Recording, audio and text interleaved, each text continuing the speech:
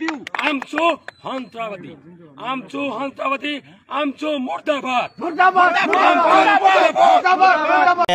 যোৱাকালি নিশ্চয় সামাজিক মাধ্যমত দেখিবলৈ পাইছে যে আব্দুৰ ৰহিম আৰু ইউনুছ আলী নামৰ দুজন ব্যক্তিয়ে আমচোক সন্ত্ৰাসবাদীসকলৰ সংগঠন বুলি যি অসাংবিধানিক শব্দ প্ৰয়োগ কৰিছে তাৰ বিৰুদ্ধে আজি আমি দৰং জিলা আমচুৱে তেখেতৰ বিৰুদ্ধে এজাহাৰ দাখিল কৰিছোঁ আৰু জিলা প্ৰশাসনক আমি আহ্বান জনাইছোঁ তেওঁক অতি শীঘ্ৰে গ্ৰেপ্তাৰ কৰি জেল হাজতলৈ প্ৰেৰণ কৰিব লাগে, অন্যথাই তেওঁৰ বিৰুদ্ধে আমি গণতান্ত্ৰিকভাৱে আন্দোলন গঢ়ি তুলিবলৈ বাধ্য হ'ম। কিয়নো আপোনালোকে জানে যে সদৌ অসম সংখ্যালঘু ছাত্ৰ ইউনিয়ন 1980 চনত জন্ম হৈছিল।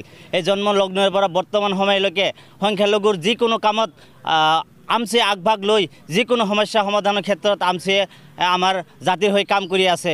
এনেকুৱা সংগঠনক এইজন মানুহে কেনেকৈ সন্ত্ৰাসবাদী সংগঠন বুলি ক'ব পাৰিলে তাৰ বিৰুদ্ধে আমি ৰাইজ, ছাত্ৰ আৰু বুদ্ধিজীৱীসকলে আমি ওলাই আহিব লাগে আৰু তাক উচিত প্ৰত্যুত্তৰ দি তেওঁক জবাব দিবলৈ আমি সকলোকে আহ্বান জনাইছোঁ। চাওক, টকা পইচাৰ যিটো অভিযোগ আহিছে এইটো সম্পূৰ্ণ মিছা, ভিত্তিহীন, কাৰণ তেওঁলোকৰ হাতত কোনো ধৰণৰ প্ৰমাণ নাই। আমি যদি তাতে টকা বিচাৰিলোঁ হয় আমি উচ্ছেদৰ বিপক্ষে থাকিলোঁ হয়। আমি উচ্ছেদ কিয় বিচাৰিছোঁ? আমি বিচাৰিছোঁ যে বৃহত্তৰ ৰাইজে এইটো ৰাস্তাৰে আপোনাৰ গোটেই দৰং জিলাৰ মানুহে অহা যোৱা কৰে, মানুহৰ স্বাৰ্থৰ কাৰণে আমি এই উচ্ছেদটো বিচাৰিছিলোঁ। আমি কোনো টকা পইচাৰ কাৰণে উচ্ছেদ বিচৰা নাই। গতিকে এনেকুৱা ভিত্তিহীন কথা নক'বলৈ তেওঁলোকক সকীয়াই নি আমি দৰং জিলা আমচুৰ পৰা দিছোঁ। গতিকে অনাগত দিনত কিবা কথা ক'লে তথ্য আকাৰে ক'বলৈ আমি আহ্বান জনাইছোঁ।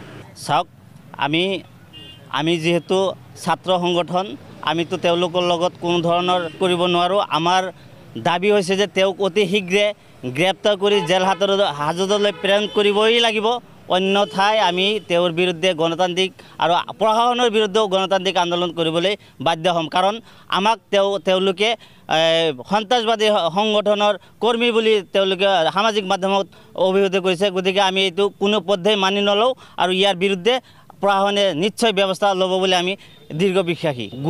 গোটেই দৰং জিলাতো হৈছে আৰু আমি কেন্দ্ৰীয় সমিতিৰ লগত আলোচনা কৰি আছোঁ যে তেওঁৰ বিৰুদ্ধে গোটেই অসমৰ পৰা এজাহাৰ হ'ব লাগে।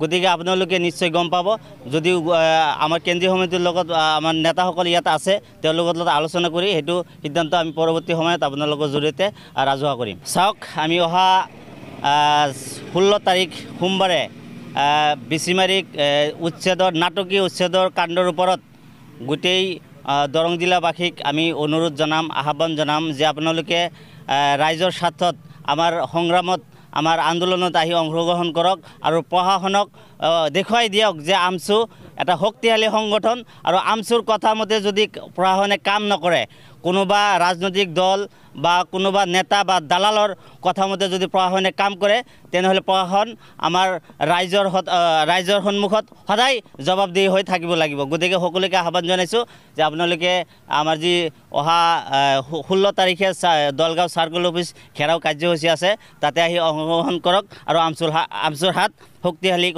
কৰক, তাকে আমি কামনা কৰিলোঁ। যোৱাকালি বেচিমাৰি দোকানী এজনে ফেচবুক লাইভৰ জৰিয়তে আমচুক সন্ত্ৰাসবাদী সংগঠন হিচাপে মন্তব্য প্ৰকাশ কৰিছে, লগতে আমচু মুৰ্দাবাদ দিছে আৰু একাংশ ব্যৱসায়ীয়ে আমচুৰ জিলা সভাপতিয়ে তেওঁলোকৰ পৰা ধন দাবী কৰা বুলি মিছা অভিযোগ উত্থাপন কৰিছে। এই বিষয় সন্দৰ্ভত আমি আজি দৰং জিলা সমিতিৰ ফালৰ পৰা আমি থানাত এজাহাৰ দাখিল কৰিলোঁ। কাৰণ অসমৰ জাতীয় সংগঠন সদৌ অসম সংখ্যালঘু ছাত্ৰ ইউনিয়নৰ দৰে এখন সংগঠন, যি সংগঠনে সদায় গণতান্ত্ৰিক পদ্ধতিৰে আন্দোলন কৰি সংখ্যালঘু জনগোষ্ঠীৰ হৈ মাত মাতি আহিছে, সেই তেনেকুৱা এটা জাতীয় সংগঠনক সন্ত্ৰাসবাদী সংগঠন বুলি আখ্যা দিয়াটো দুৰ্ভাগ্যজনক কথা। আমি তেখেতৰ বিৰুদ্ধে আইনগত ব্যৱস্থা গ্ৰহণ কৰিছোঁ। যদি অতি সোনকালে এই দোকানীজনক গ্ৰেপ্তাৰ কৰি আইনী ব্যৱস্থা গ্ৰহণ নকৰিলে আমি অনাগত দিনত তেওঁৰ বিৰুদ্ধে গণতান্ত্ৰিক আন্দোলন গঢ়ি তুলিম।